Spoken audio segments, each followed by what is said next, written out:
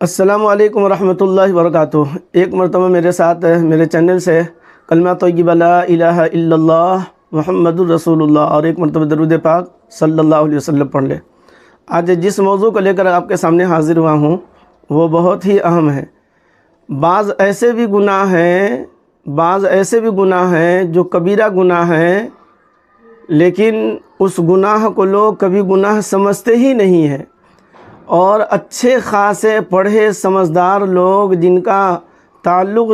جن کا گھرانہ کہا جاتا ہے دینی گھرانہ ہے، دینی مزاج ہے، یہ حاجی صاحب ہے، یہ نمازی صاحب ہے، یہ اچھے لوگ ہیں، یہ شریف لوگ ہیں، یہ شرفا لوگ، یہ شریف لوگ ہیں، اور ان کے گھروں میں بھی کبھی کبھی کسی موقع سے ایسی چیز دیکھنے کو سننے کو آتی ہے کہ آدمی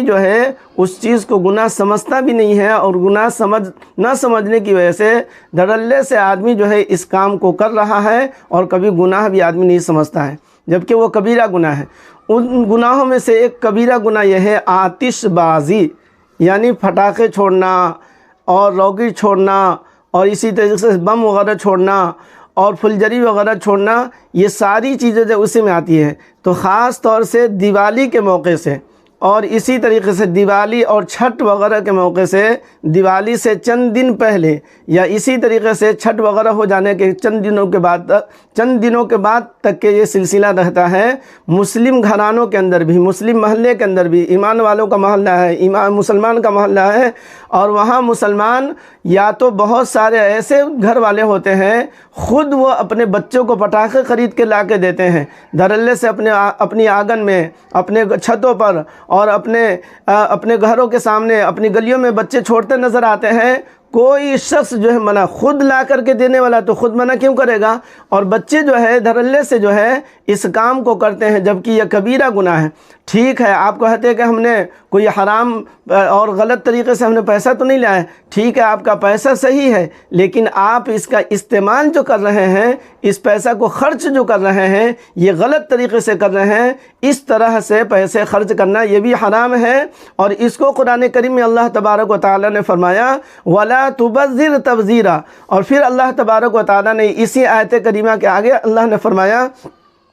ان المبذرین کانوا اخوان الشیاطین۔ اللہ تبارک و تعالیٰ نے فرمایا جو تبذیر کرتا ہے، یعنی جائز پیسہ کو ناجائز حرام کاموں میں خرچ کرتا ہے، وہ ایسا ہے گویا کہ وہ شیطان کا بھائی ہے۔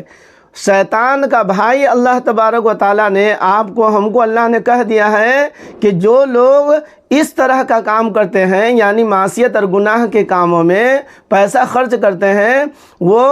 دراصل اللہ کے نزدیک وہ شیطان کا بھائی ہے۔ آپ خود فیصلہ کر سکتے ہیں، جس کو اللہ تبارک و تعالیٰ نے شیطان کا بھائی کہا،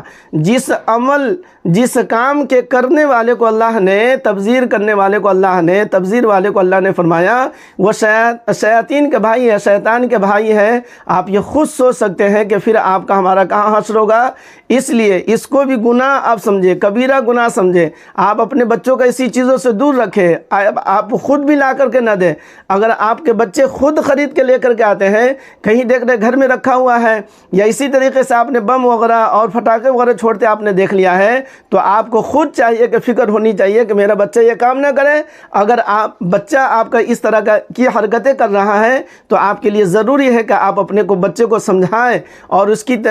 کی خبر لیں، اور اس کو نصیحت کریں، اس کو سمجھائیں کہ بابو یہ مسلمانوں کا کام نہیں ہے، یہ غیر ایمان والوں کا کام ہے، اس سے اللہ ناراض ہوتے ہیں، اور کل قیامت کے دن اللہ نے اگر ہماری اس پر پکڑ فرما دی تو پھر تمہارے پاس کیا جواب ہوگا۔ لہذا یہ مسلمانوں کا یہ شعار نہیں ہے، یہ مسلمانوں کا طریقہ نہیں ہے۔ ایسی چیزوں سے ہمیں ایمان والوں کو بچنے کی ضرورت ہے۔ تو لہذا خود بھی بچیں، اپنے بچوں کو بھی بچائیں، اور دوسروں کو بھی تاکید کریں کہ مسلمانوں کی چیز نہیں ہے۔ اللہ ہمیں اور آپ کو صحیح سمجھ بوجھ عطا فرمائے۔ آمین۔